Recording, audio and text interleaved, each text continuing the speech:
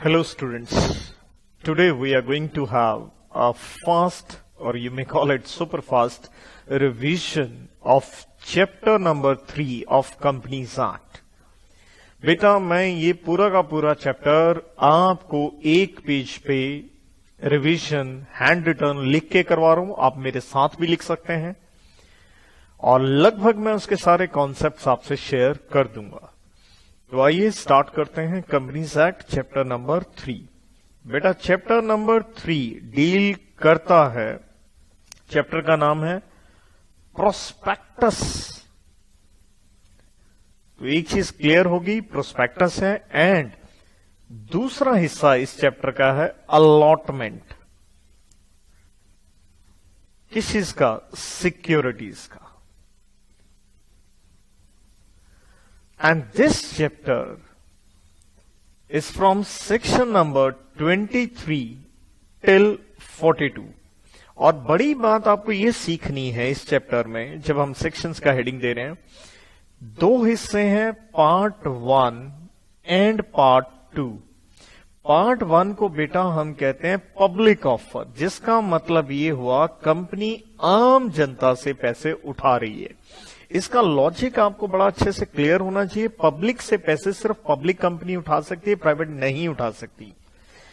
तो that means this part 1 जो कि आता है सेक्शन 23 से लेके 41 तक, दैट मीन्स सिर्फ एक सेक्शन बचता है जब आप पैसे उठा सकते हैं प्राइवेट प्लेसमेंट। प्राइवेट प्लेसमेंट का मतलब हो गया आम जनता नहीं है, जो भी लोग आपको जानकार हैं उनसे आप पैसे उठा सकते हो। और प्राइवेट प्लेसमेंट से दोनों ही प्रकार की कंपनियां पैसे उठा सकती हैं, चाहे आप पब्लिक हैं चाहे आप प्राइवेट हैं।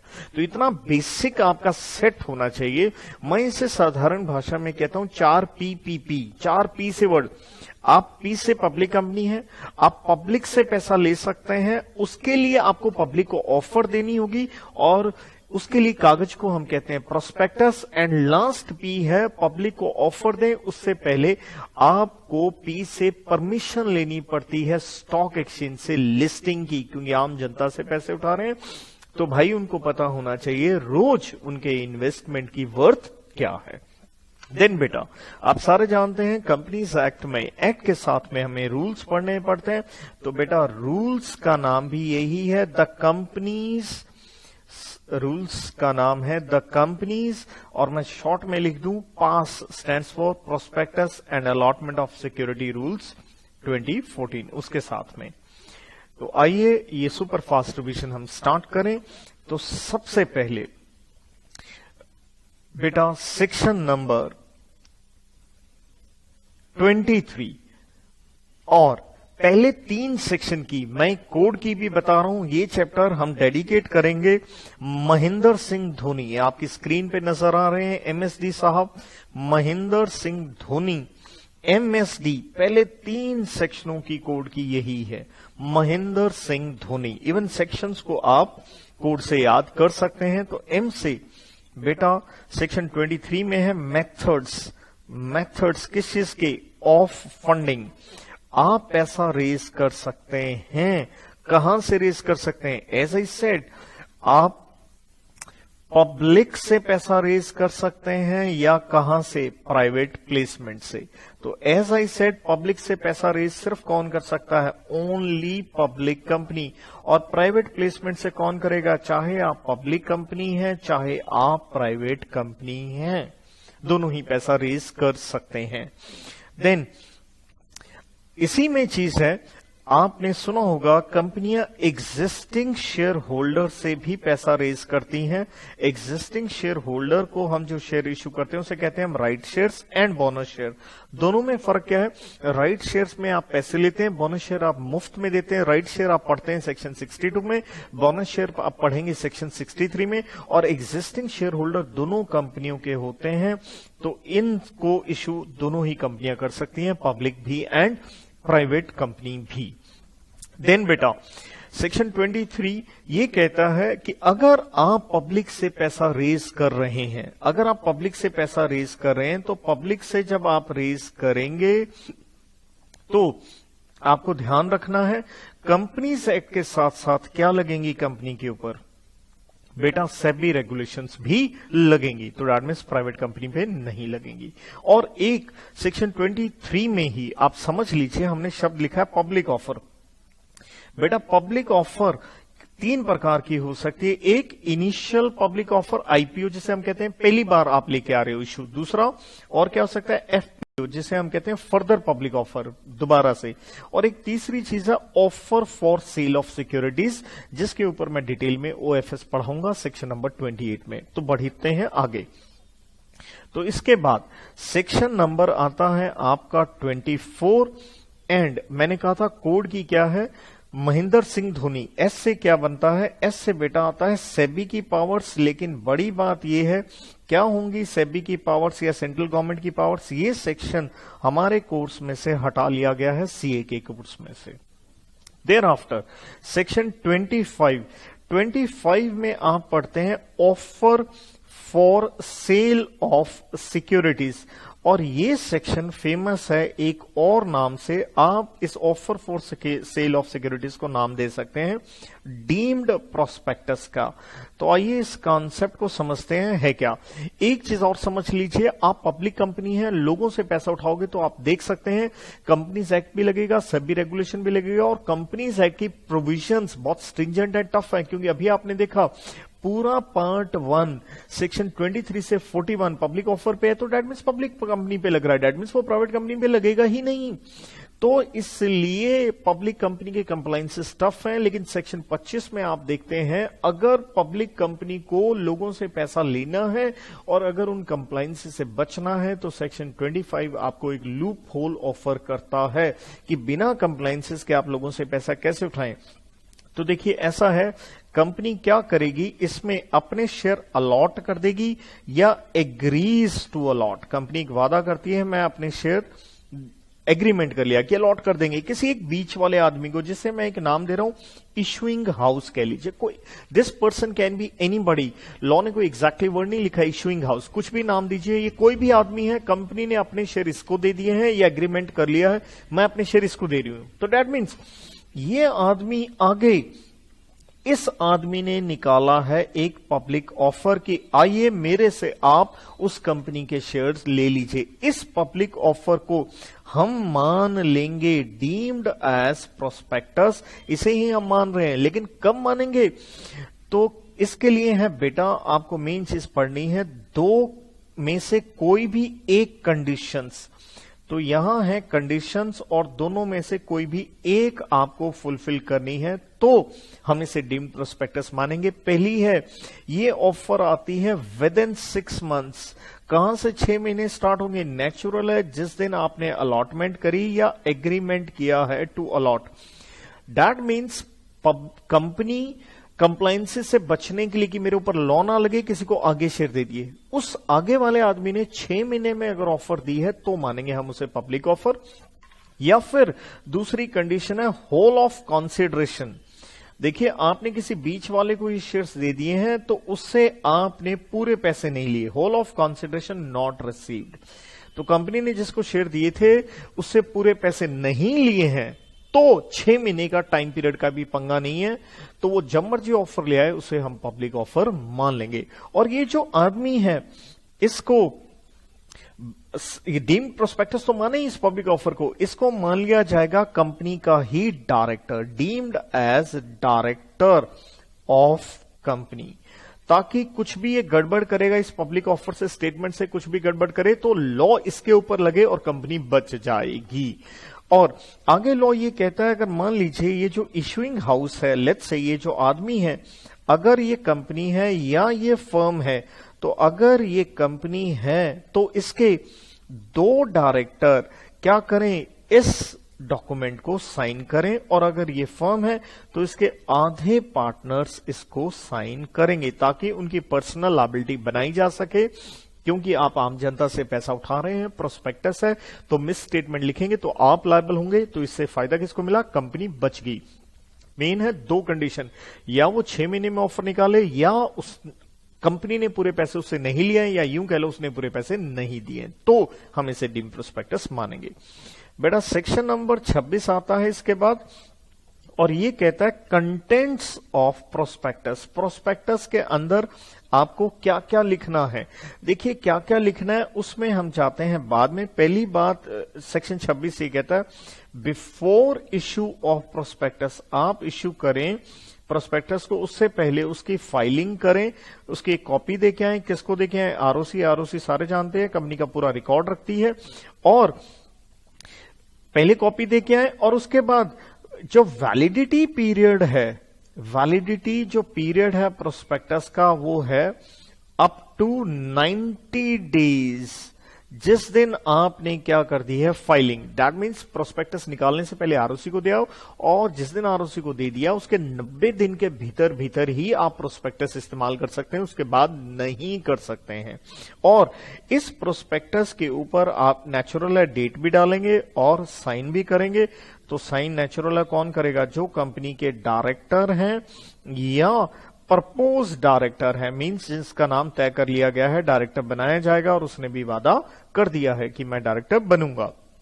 तो कंटेंट्स में मेन चीज आती है कि भाई आपने सच क्या लिखनी है, फाइनेंशियल इंफॉर्मेशन कंपनी के बारे में, एंड सच रिपोर्ट्स उसके अंदर डालनी है किससे रिलेटेड? On financial information.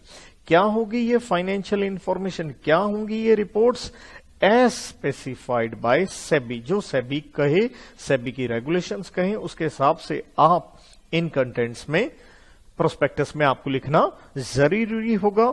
जाते हैं हम रिपोर्ट्स में तो एक चीज और आती है जनाब, ये रिपोर्ट्स बेसिकली एक्सपर्ट्स लगाते हैं और एक्सपर्ट्स की डेफिनेशन आप पढ़ते हैं सब सेक्शन 38 में। मैं इजी वे में कहता हूं, ईवा एक्सपर्ट का मतलब होता है engineer, valuer, accountant. Accountant mean CA हो, सीएस हो। नेचुरल एक्सपर्ट तभी होगा जब आपको एक पावर, एक अथॉरिटी मिलती है कि आप क्या जारी कर सकते हैं, कोई सर्टिफिकेट। तो ऐसा होता है एक्सपर्ट की रिपोर्ट है तो लोग ऑब्वियसली उसको पॉजिटिव लेंगे, आपके लिए अप्लाई करेंगे शेयर्स के लिए। लेकिन आगे लॉ ये कहता है कि जो एक्सपर्ट की जो रिपोर्ट है नॉट टू बी इंसर्टेड, आपने प्रोस्पेक्टस में नहीं डालनी है।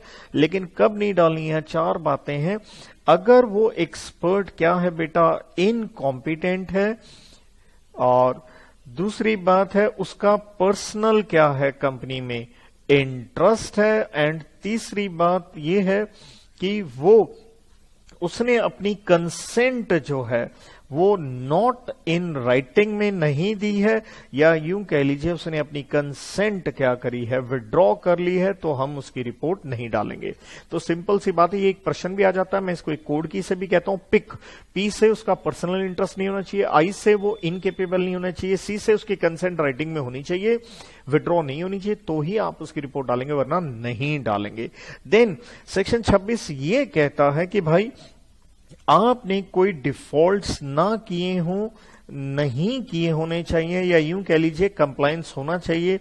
भाई साहब हमारे देश में सकरा एक्ट भी है, सेबी एक्ट है, सेबी रेगुलेशंस हैं, फेमा, मतलब किसी कानून का उल्लंघन नहीं होना चाहिए, आरबीआई की रेगुलेशंस का उल्लंघन नहीं होना चाहिए, तो आप प्रोस्पेक्टस इश्यू कर सकते हैं। वरना जिन लोगों ने प्रोस्पेक्टस इश्यू किया है उनकी पेनल्टीज हो जाएंगी। देन आता है बेटा सेक्शन नंबर आपका 27 कहता है वेरिएशन कर दी है, जिसका मतलब है ऑल्ट्रेशन कह लीजिए। किसमें वेरिएशन करी है आपने? In terms and conditions of P for prospectus. देखिए जब प्रोस्पेक्टस आप जारी करते हैं तो आप बताते हैं कि पर्पस, ये पैसा जो आपका फंड्स है ये किस काम में यूटिलाइज किया जाएगा। अगर एक साधारण उदाहरण लें, आप कहते हो कि हम आपसे पैसा ले रहे हैं आलू के लिए और आप वो पैसा कल कहां लगाना चाहते हैं, भालू, तो ये क्या हो गई? वेरिएशन हो गई। तो कहता अगर आपने पैसा जिस काम के लिए उठाया और अगर आप किसी और पर्पस में उसे इस्तेमाल करना चाहते हैं, क्या वेरिएशन कर सकते हैं? तभी कर सकते हैं अगर आप ये कुछ कंडीशंस फॉलो करें। क्या पास करें? स्पेशल रेजोल्यूशन पास करें, कंपनी की जनरल मीटिंग में अप्रूवल लें, एंड देन 2 न्यूज़पेपर पूरे कंपनीज एक्ट में यही लिखा है, एक होना चाहिए इंग्लिश और एक होना चाहिए वर्नैकुलर, लोकल लैंग्वेज, उसमें छापिए, बताइए हम पर्पस बदल रहे हैं। तीसरा, आप कंपनी की वेबसाइट अगर हो तो इफ एनी तो उस पे भी बताइए कि ये हम चेंज करें। एंड चौथा, आप एग्जैक्ट अपॉर्चुनिटी दीजिए, किसको दीजिए? उन शेयर होल्डर्स को जो आपसे खुश नहीं है, क्योंकि आपने कहा आलू और पैसे लगा रहे हैं कहां? भलू में। तो dissenting share holders, DSH, dissenting, जो ना खुश है उसको अपॉर्चुनिटी दीजिए। पांचवा, ये पैसा आप नहीं लगा सकते हैं, not to be invested. Company ये पैसा लेके नहीं इन्वेस्ट कर सकती in equity shares of another listed company, क्योंकि किसी और कंपनी में ही पैसा लगाना होता तो ये शेयर होल्डर कहता भाई मैं खुद लगा लेता, तेरे थ्रू क्यों लगाऊं। देयर आफ्टर सेक्शन आता है 28, जिसे हम कहते हैं OFS, जो कि एक पब्लिक ऑफर है, stands for offer for sale of securities. और ये ऑफर किसने दी है, इसको आप प्लीज लिंक ना करें सेक्शन 25 से, जो हमने offer for sale of securities वहां पे भी लिखा था। वहां एक किसी पर्सन ने कंपनी के शेयर आके बेचे हैं। यहां ये ऑफर कैसे आ रही है? ये आ रही है थ्रू एग्जिस्टिंग शेयर होल्डर। देखिए इसका लॉजिक क्या है। दरअसल कंपनी के शेयर पहले से ही इशू हो चुके हैं, लेकिन कुछ लोगों के पास ये शेयर्स थे और वो ये एग्जिस्टिंग शेयर होल्डर चाहते हैं कि कंपनी इनके शेयर्स लेकर के फर्दर आगे बेच दे। किसको बेच दे? आम जनता को। तो दैट मीन्स ये शेयर होल्डर अपने शेयर डायरेक्ट नहीं बेचना चाहते हैं, थ्रू कंपनी बेचना चाहते हैं। तो कंपनी कोई भी जो ऑफर देगी उस ऑफर को हम क्या मान लेंगे? इसे भी डीम्ड प्रोस्पेक्टस माना जाएगा। तो ये एग्जिस्टिंग शेयर होल्डर पहले अपने दिल की बात तय करेंगे, बातचीत करेंगे, किससे? कंसल्ट करेंगे कंपनी के BOD को। कंपनी को क्या करेंगे? ऑथराइज करेंगे कि भाई आप हमारे शेयर्स, चाहे वो शेयर्स सारे हैं चाहे वो पार्ट में है, कितने शेयर वो बेचना चाहते हैं, कंपनी को ऑथराइज करेंगे। और कंपनी ने जो डॉक्यूमेंट निकाला उसे हम कहते हैं OFS। लेकिन इसमें जो भी कंपनी का कुछ खर्चा आएगा वो खर्चा स्वाभाविक है, रीइंबर्स कौन करेंगे? यही एग्जिस्टिंग शेयर होल्डर को ये पैसा देना पड़ेगा। देयर आफ्टर सेक्शन 29 ये कहता है कभी भी कोई पब्लिक ऑफर अगर आ रहा है तो वो ऑफर में जो आपको शेयर्स अलॉट होंगे वो ओनली किसके द्वारा होंगे? Demat account. That means physical form में शेयर्स नहीं मिलेंगे आपको। चाहे कंपनी वो नेचुरल है, पब्लिक ऑफर तो कौन निकालता है बेटा? लिस्टेड पब्लिक कंपनी निकालती है। लेकिन आगे रूल्स ये भी कहते हैं, रूल नंबर 9 ये कहता है कि अनलिस्टेड पब्लिक कंपनी हो तो भी डीमैट अकाउंट आएगा, और कोई भी एनी अदर कंपनी भी चाहे तो आप अपने पुराने शेयर्स को भी डीमैट अकाउंट में क्या कर सकते हैं? कन्वर्ट कर सकते हैं। देयर आफ्टर बेटा सेक्शन 30 है, कोर्स में से हट गया है, इसे कहते हैं, ये स्टार नहीं है, सॉरी, लेके चलिएगा, ये सेक्शन हमारे कोर्स में नहीं रहा। जैसे इससे पहले मैंने जिक्र किया था 24 नहीं रहा, सेम वे सेक्शन नंबर 30 हमारे कोर्स से हटा लिया गया है। ये प्रोस्पेक्टस बाय एडवर्टीजमेंट होता है। तो गौर फरमाइएगा, मैंने आपको कोड की से बताना स्टार्ट किया था।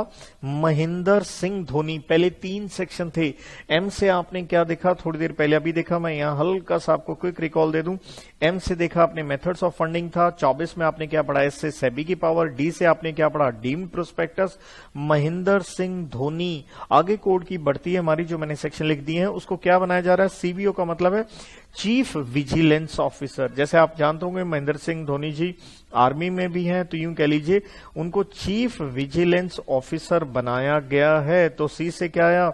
आपने देखा कंटेंट्स 26 में, 27 में क्या देखी? वेरिएशन इन प्रोस्पेक्टस, एंड 28 में क्या देखा? Offer for sale of securities. तो चीफ विजिलेंस ऑफिसर बनाया गया, लेकिन महेंद्र सिंह धोनी जी बने CVO, मान लीजिए कंपनी में बने जिसका नाम है ACC, और उस कंपनी में उनको मिलनी है रेम्यूनरेशन, और रेम्यूनरेशन के लिए रेम्यूनरेशन का एक हिस्सा आपने टैक्स में पढ़ा हुआ होता है डियरनेस अलाउंसेस। तो ये है कोड की, महेंद्र सिंह धोनी को चीफ विजिलेंस ऑफिसर बनाना था, उनका क्या बढ़ाना है हमें? DA stands for dearness allowance. तो देखिए ये है, मैंने आपको 2 सेक्शन पढ़ा दिए। D से डीमैट अकाउंट, A से एडवर्टीजमेंट प्रोस्पेक्टस।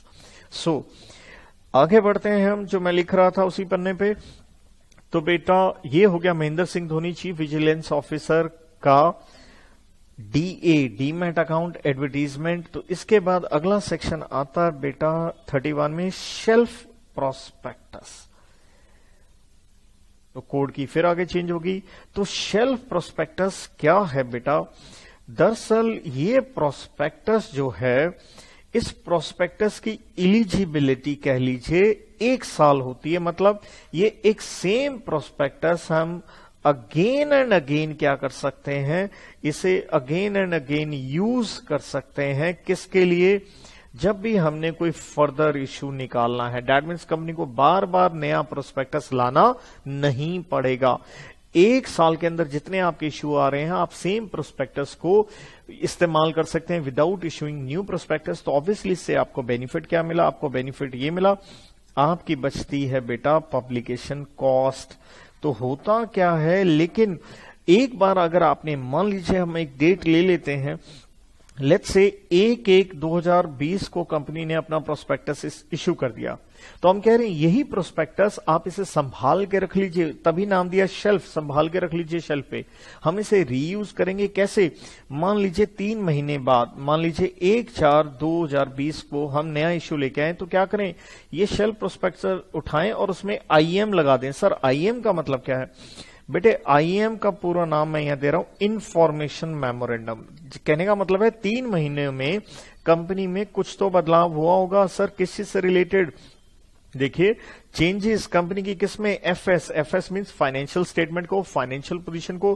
कोई कंपनी ने नए चार्जेस क्रिएटेड, चार्जेस का मतलब कोई एसेट गिरवी रखे हो, या नया इश्यू आ रहा है तो उसकी कोई टर्म्स ऑफ इश्यू, तो उसमें कुछ आपने प्रीमियम वगैरह घटाया बढ़ाया हो, तो बस ये लिख दीजिए, ये दोनों चीजें अटैच कर दीजिए और ये बन गया आपका प्रोस्पेक्टस।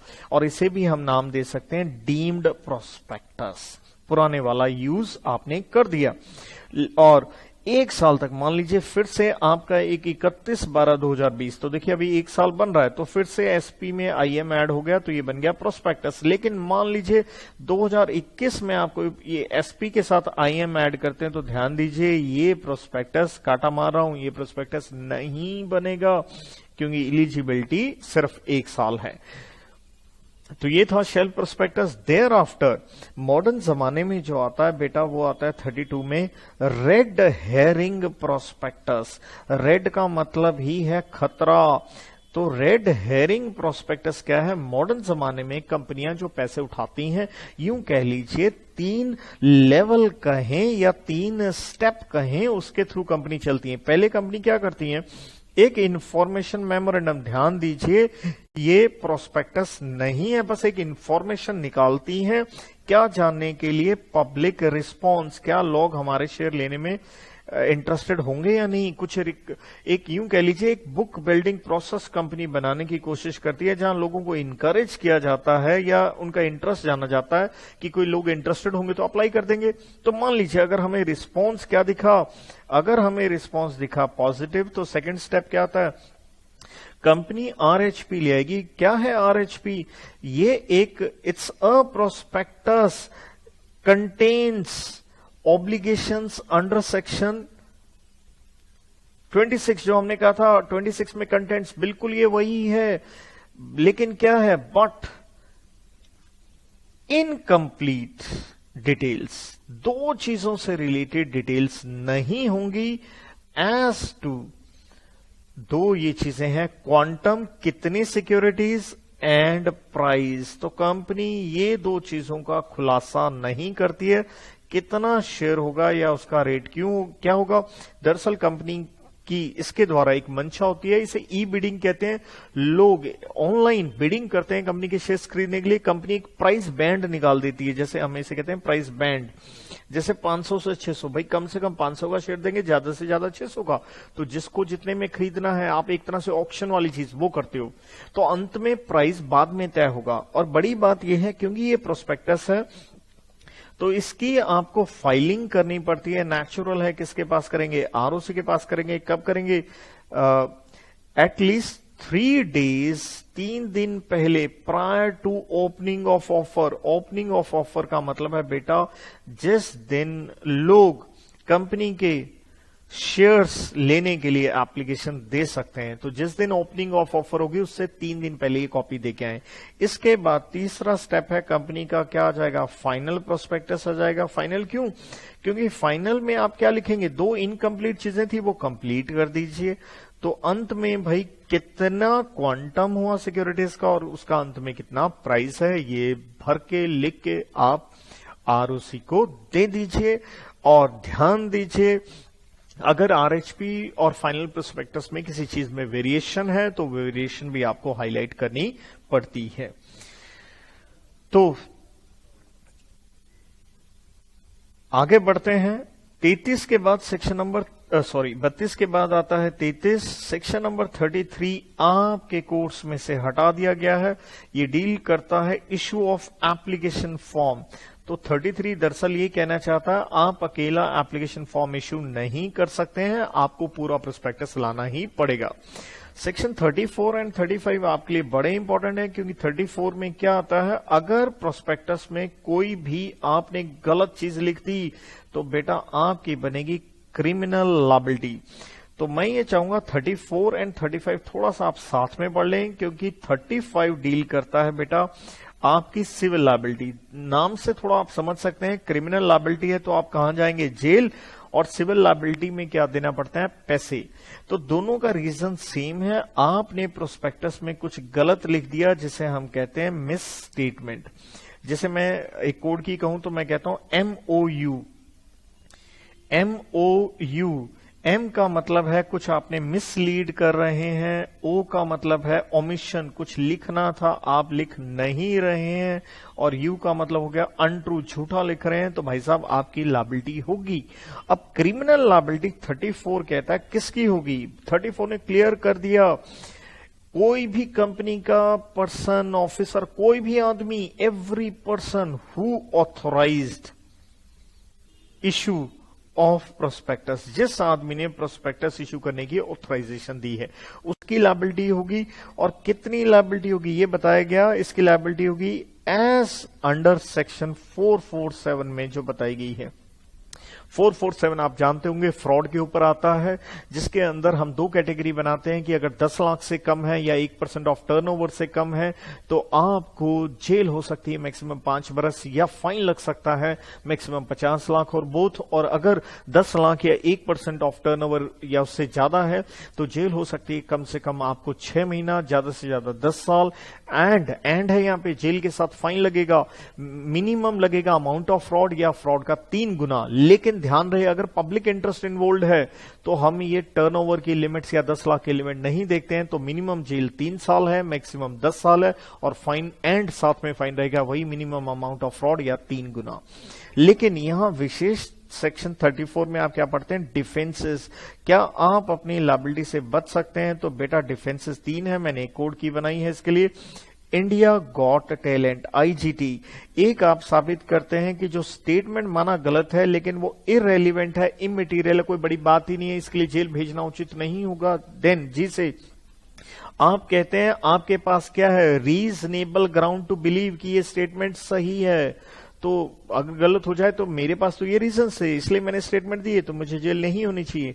देन आप कहते हैं at time of issue of prospectus, कि भाई जिस समय प्रोस्पेक्टस इश्यू हुआ था ये स्टेटमेंट क्या थी, ट्रू था, उस समय ये बिल्कुल ठीक थी, और उस समय जो ओमिशन मैंने कुछ नहीं लिख के दिया तो उस समय वो बताने वाली बात ही नहीं थी, तो मेरी लायबिलिटी नहीं होनी चाहिए। सिविल लायबिलिटी का, as I said, civil liability का रीजन ये है किसी को क्या हुआ है, मॉनेटरी अगर क्या हुआ है, लॉस हुआ है, तो आपको ये कॉम्पनसेशन देना पड़ेगा। और ये सेक्शन 35 ये कहता है कि जो आपकी लायबिलिटी है उसका नेचर क्या होगा, तो नेचुरल है, आप कॉम्पनसेशन देंगे, जेल नहीं होगी आपको। और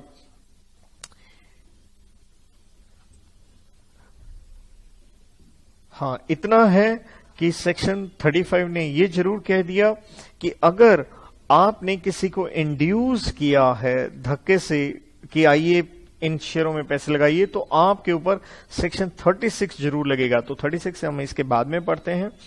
देन जब आपने पैसे भरने हैं तो नेचुरल है आपकी लायबिलिटी क्या हो गई, ये पर्सनल इन नेचर हो गई। आप ये पैसे भरेंगे तो भरेगा कौन, तो लायबिलिटी किसकी है, तो लायबिलिटी यहां पे बेटा कंपनी की भी है, प्लस उसके साथ में ये कई अफसर बताए गए हैं।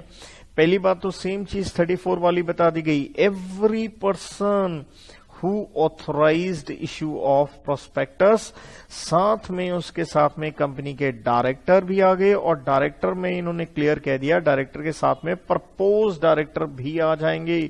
Those who have agreed to become director या जिन का नाम प्रोस्पेक्टस में लिखा गया है, साथ में ही कंपनी के प्रमोटर भी लायबल होंगे, साथ में जो एक्सपर्ट है जिसने अपनी रिपोर्ट दी थी बेटा वो भी लायबल होगा। अब प्रश्न है क्या आप अपनी लायबिलिटी से, सिविल लायबिलिटी से बच सकते हैं? जी जनाब। तो सिविल लायबिलिटी से बचने के लिए मैं एक ही कोड की बनाता हूं, कॉन्सेंट। आप ये कहेंगे कि मेरी लायबिलिटी नहीं बनती है, क्यों? क्योंकि आपने कहा, पहला पॉइंट आपने कहा विदाउट, ये जो स्टेटमेंट है without my knowledge and consent, भाई मुझे तो पता ही नहीं है, मैंने तो कंसेंट दी नहीं। या दूसरा आप क्या कहते हैं, विड्रू कंसेंट, आप कहते हैं मैंने अपनी कंसेंट विड्रॉ कर ली थी। तीसरा आप क्या कहते हैं, कंसेंट विड्रॉ करने के लिए टिक टिक टिक कि मैंने पब्लिक नोटिस भी दिया हुआ है और ये नोटिस मैंने रीजनेबल टाइम में दिया है। और चौथी बात ये आती है, आप ये कहते हो कि ये मैंने जो रिलाई किया है ये किसी एक्सपर्ट की स्टेटमेंट थी, और एक्सपर्ट का मतलब एक्सपर्ट ही होता है, तो मैंने उस एक्सपर्ट की जो स्टेटमेंट थी उसकी कॉपी या उसका कुछ रिपोर्ट का कुछ हिस्सा एक्सट्रैक्ट हमने उस एक्सपर्ट का लिखा है, तो इसमें मेरा कसूर नहीं है, उस एक्सपर्ट को लायबल आप बनाइए। देयर आफ्टर बेटा सेक्शन नंबर 36 ये कहता है आपको पनिशमेंट मिलेगी। भाई किस बात की पनिशमेंट मिलेगी? फॉर इंड्यूसिंग समवन, किसी को धक्के से आपने इंड्यूस इनकरेज किया कि वो कंपनी में क्या लगाए, पैसा लगाए। इन्वेस्ट करने का मतलब सिर्फ यही नहीं कि कंपनी की सिक्योरिटीज ही ले, ये यूं भी हो सकता है आपने बैंक को भी इंड्यूस किया है वो कंपनी को क्या दे दे, कोई क्रेडिट फैसिलिटी, तो उसको भी इस सेक्शन में कवर किया गया है। और सेक्शन 36 ने साफ कहा पनिशमेंट वही होगी जो फ्रॉड वाली 447 में होती है। तो दरअसल इंड्यूस आपने किसी को कैसे किया? दरअसल आपने किसी को क्या दी, मैं कोड की कहता हूं स्टेटमेंट दी, एस, और स्टेटमेंट क्या है, फॉल्स है, और उसमें फॉल्स किसी से रिलेटेड है, मटेरियल फैक्ट्स। मटेरियल मींस जो इंपॉर्टेंट बातें हैं कंपनी की उससे रिलेटेड आपने झूठ बोला, तो ये कोड की बन जाती है SFM। स्टेटमेंट है फॉल्स है with regard to material facts, तो आपने किसी को इंड्यूस किया। दरअसल आपने किसी को क्या कहा होगा, अगर हम सिक्योरिटीज की बात करें तो आपने कहा होगा इस सिक्योरिटीज से यील्ड का मतलब अर्निंग डिविडेंड बहुत आएगा, या आपने यूं कहा होगा भाई साहब आपको प्राइसेस में बहुत फायदा होगा, क्योंकि प्राइसेस में क्या होती है फ्लक्चुएशंस, रेट बढ़ेंगे, you gonna make the money. दरअसल मनी क्या कमानी थी, अगले का तो नुकसान हो गया। तो मिस स्टेटमेंट ऐसे भी हो सकते हैं, जैसे आपने कहा कि हम डिविडेंड देते हैं रेगुलर, बस आपने ये नहीं बताया कि डिविडेंड कैपिटल प्रॉफिट में से दे रहे हो, देना किस में से चाहिए, रेवेन्यू प्रॉफिट। तो ये बहुत बढ़िया केस है, the case of Rex versus Lord Kylsant. तो प्लीज इन लायबिलिटीज में ये एक अलग से केस और याद रखें, रेक्स वर्सेस लोड काइसलैंड का। और एक चीज और याद रख लें, यहां जो लायबिलिटीज बनेंगी 34-35 में तभी बनेंगी अगर किसी आदमी को नुकसान हुआ है। क्यों नुकसान हुआ? क्योंकि उसने प्रोस्पेक्टस पढ़ के आपकी कंपनी में पैसे लगाए हैं। कहने का मतलब है अगर कोई आदमी स्टॉक एक्सचेंज से खरीद रहा है, जिसे हम कहते हैं सेकेंडरी मार्केट से अगर खरीद रहा है, तो आप ये नहीं कह सकते प्रोस्पेक्टस पे गलत लिखा है। और ये केस है पीक वर्सेस गरने, तो कोई लायबिलिटी नहीं होगी। रीजन क्लियर है, क्योंकि आपने प्रोस्पेक्टस के ऊपर रिलाई किया ही नहीं। प्रोस्पेक्टस पे रिलाई करके तो किससे शेयर खरीदोगे? कंपनी से। आपने तो सेकेंडरी मार्केट से खरीदे हैं। देन कम्स आपका सेक्शन नंबर 37। बेटा 37 भी कोर्स से हटा दिया गया है।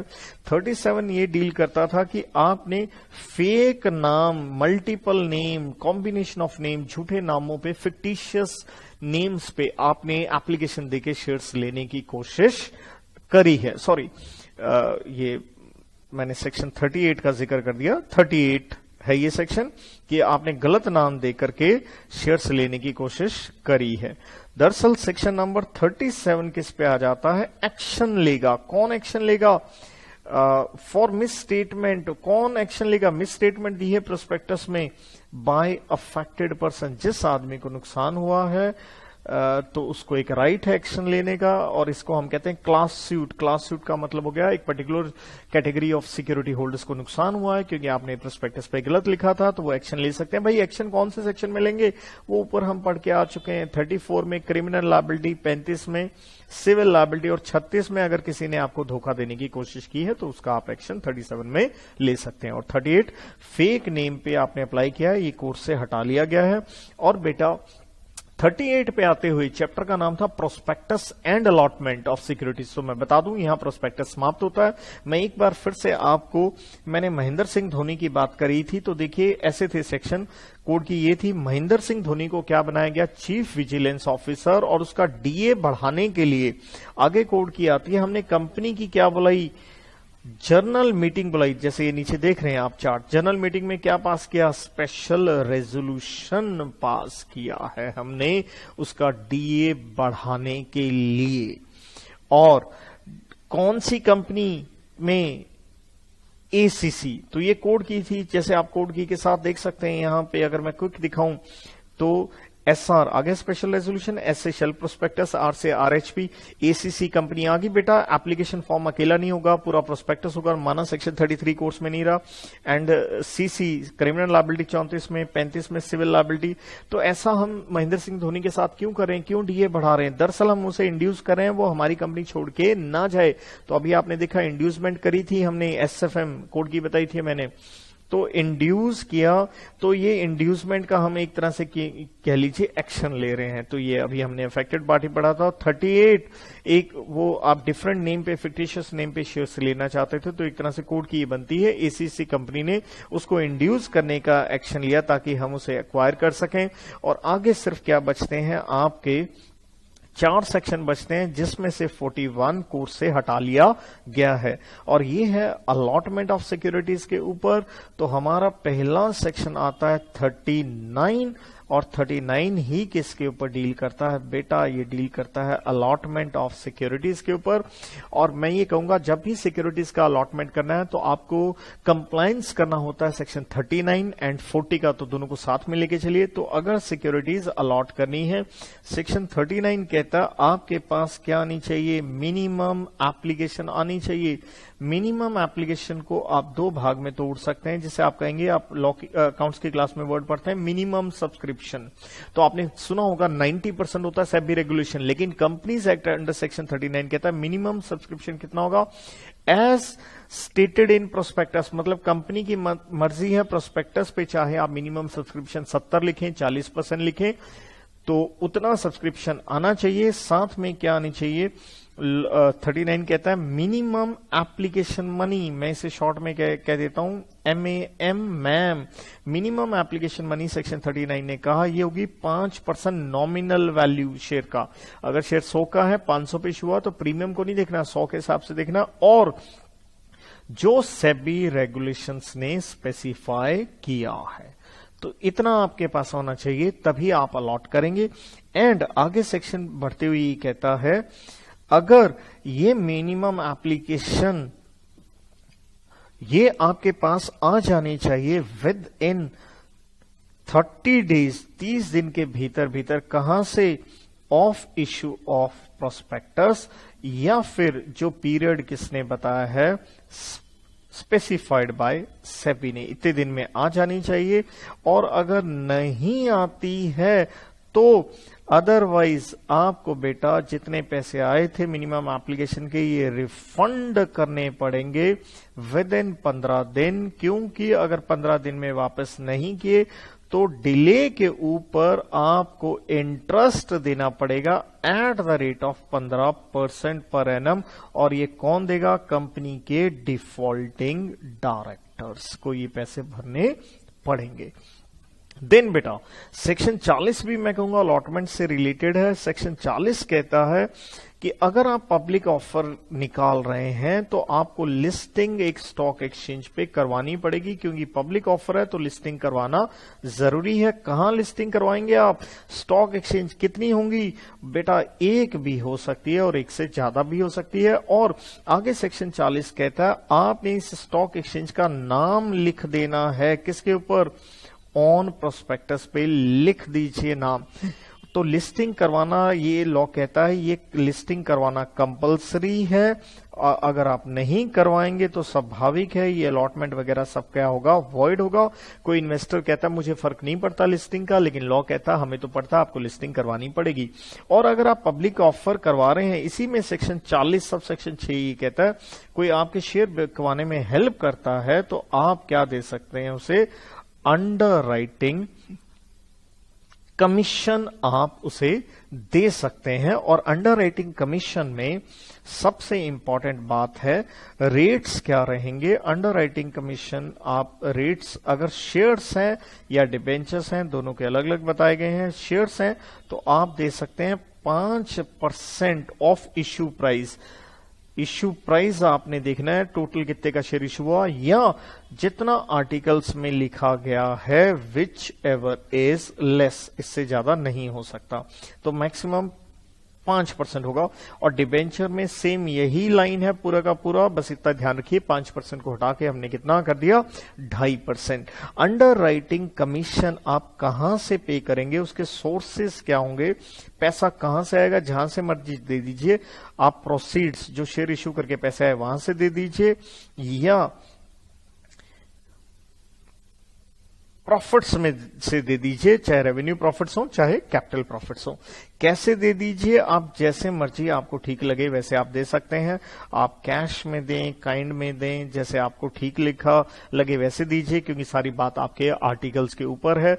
और अंडर राइटिंग से अगर आपने करवाई है तो ध्यान दीजिए प्रोस्पेक्टस में आपको डिस्क्लोजर भी करना पड़ेगा। अंडर राइटिंग बेसिकली कहें तो अंडर राइटिंग में कहता हूं एक तरह की इंश्योरेंस है, एक तरह की गारंटी है कि आपके शेयर बिकवा दिए जाएंगे।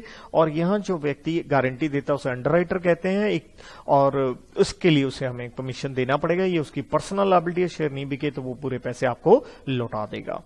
सेक्शन नंबर 41 बेटा ये कोर्स से हटा लिया गया है, ये है ग्लोबल डिपॉजिटरी रिसीट्स के ऊपर। Now we move to the last section. लेकिन लास्ट सेक्शन से रिलेटेड मैं एक चीज बता दूं, ये मैंने होल्ड की हुई थी। 39 में अलॉटमेंट जब होगी तो उसकी एक रिटर्न भी फाइल होती है। रिटर्न आप सारे जानते हैं किसके पास फाइल होगी? आरओसी के पास। ये होल्ड इसलिए किया था क्योंकि सेम आप आंसर आप कहां देखोगे? 42 में भी देखोगे, प्राइवेट प्लेसमेंट में। तो हल्का सा चेंज है इसलिए बता रहा हूं, रिटर्न आरओसी के पास फाइल करोगे। 39 कहता है 30 दिन में, और अभी मैं लिखूंगा 42 में 15 दिन होगा। फॉर्म दोनों का सेम ही है। फॉर्म का नाम है पास 3, stands for prospectus and allotment of securities. और नेचुरल है रिटर्न में क्या होंगे? कंटेंट्स ही होंगे ना भाई, किसको इश्यू किए, कितने का इश्यू किया, कौन सा शेयर, ब्ला ब्ला ब्ला, कंटेंट्स वो लिखते जाइए। हो सकता है अगर शेयर इश्यू किए for consideration other than cash, जैसे कोई बिजनेस या एसेट वगैरह खरीदे हैं तो कोई कॉन्ट्रैक्ट हुआ होगा, एग्रीमेंट की कॉपी, बोनस शेयर मुफ्त में शेयर इश्यू होते हैं तो रेजोल्यूशन कंपनी में पास हुआ होगा, तो उन सबकी कॉपी आपने आरओसी को लगा के देनी है। एंड देन रिटर्न नहीं फाइल करी, पेनल्टी लगेगी। और यहां यूं कह लीजिए सेक्शन 39 का मैं कहूंगा पेनल्टी पक्का पढ़िए। यहां 39 में आपको पेनल्टी लगती है बेटा 1000 रुपए पर डे, मैक्सिमम 1 लाख रुपए तक की पेनल्टी लग सकती है। कंपनी एंड उसके OID stands for officer in default. तो ये सेम पॉइंट रिटर्न वाला as I said section number 42 में भी जाएगा। ये आ रहा है आपके सामने, पार्ट 2 स्टैंड्स फॉर व्हाट? सो बेटा ये पार्ट 2 स्टार्ट हो रहा है इस चैप्टर का, जिसे हम क्या कहते हैं, प्राइवेट प्लेसमेंट। दैट मीन्स आप अपने कुछ जानकार लोगों से ही पैसा उठा रहे हैं। सिर्फ एक सेक्शन है, सेक्शन नंबर 42 है बच्चे। तो प्राइवेट प्लेसमेंट का मतलब ही क्या है बेटा, कंपनी को चाहिए फंड्स, और प्राइवेट प्लेसमेंट का बेनिफिट ये है, फंड्स चाहिए, लेकिन कंपनी क्या नहीं चाहती, कंपनी चाहती है कि मेरे ऊपर कंप्लायंसेस जो लॉ हैं, मैंने ज्यादा कंप्लायंसेस नहीं करने, मुझे उसमें कुछ रिलैक्सेशन चाहिए, बिना टेंशन के मेरे को इश्यू करना है। तो बेस्ट है आप ये एक ऑफर दे दीजिए कुछ, किसको, प्राइवेट प्लेसमेंट है तो ये कुछ सिलेक्टेड लोग होंगे, आपके अपने होंगे। जैसे आप अपने फंक्शन में, ब्याह शादी में अपने यार दोस्तों को बुलाएंगे तो नेचुरल है इन दोस्तों का, इनका पूरा आपके पास एक रिकॉर्ड होगा, नाम, एड्रेस, तभी तो आप इनको ऑफर देंगे। तो कहता है प्रॉपर इनके नाम, एड्रेस से आप इनको एक लेटर दें, या आप यूं कह लें ऑफर दीजिए, और इसका प्रॉपर रिकॉर्ड भी बनाइए, और इस रिकॉर्ड की आपने आरओसी के पास फाइलिंग भी करनी है। और ये लोग लॉ ने बता दिए ज्यादा से ज्यादा होंगे 200 इन नंबर, और 200 की काउंटिंग में आप एक्सक्लूड कर दीजिए QIB, जिसे हम कहते हैं क्वालिफाइड इंस्टीट्यूशनल बायर्स, या employees under ESOP, employee stock option में इंप्लॉय को दे रहे हो तो वो 200 की काउंटिंग में नहीं आएंगे। QIB स्टैंड्स फॉर, ये जो बैंक्स, इंश्योरेंस कंपनी जो कंपनियों में बड़ा पैसा लगाते हैं उसको काउंटिंग में नहीं लेंगे। और ये 200 की नंबर की जो लिमिट है ये पर ईयर है, कहने का मतलब हर साल 200 लोगों से आप पैसा उठा सकते हैं। और बड़ी बात ये ईच सिक्योरिटी के लिए है, जिसका मतलब क्या हो गया, प्रेफरेंस शेयर के लिए 200, डिबेंचर के लिए 200, इक्विटी के लिए 200, तो साल में 600 लोगों से भी पैसा आप उठा सकते हो। तो मैं बात कर रहा था कंप्लायंसेस यहाँ इजी हैं, बस आपको क्या पास करना है, एक प्रायर स्पेशल रेजोल्यूशन आप जनरल मीटिंग में आपको पास जरूर करना पड़ेगा। लेकिन अगर आप इश्यू कर रहे हो नॉन कन्वर्टिबल डिबेंचर तो स्पेशल रेजोल्यूशन की भी जरूरत नहीं है, आप सिंपल बोर्ड रेजोल्यूशन से भी आप कर सकते हैं। तो ये कुछ खास लोग थे, उनको मैंने कहा लेटर से आपने इनवाइट करना है। ध्यान दीजिए, आप नहीं कोई भी मार्केटिंग नहीं कर सकते, इसके लिए कोई एडवर्टीजमेंट डिस्ट्रीब्यूशन चैनल का उपयोग नहीं कर सकते हैं। और जैसे ही आपके पास एप्लीकेशन मनी आ जाती है, पैसे आ जाते हैं, आपने उनको अलॉटमेंट कर देनी है विद इन 60 डेज, 60 दिन में अलॉट कर दीजिए। अगर नहीं करेंगे तो नेचुरल है पैसा आपको क्या करना पड़ेगा, रिफंड करना पड़ेगा। और रिफंड आपने करना है नेक्स्ट 15 दिन के अंदर। और अगर नहीं किया, अगर आप डिफॉल्ट करेंगे तो डिले करेंगे तो यहां ब्याज 12% पर एनम बताया गया है, और ये पे करेगी कंपनी, पे करेगी, लेकिन कब पे करेगी, after 60th day, that mean 61st day से, ना कि 75 डे से।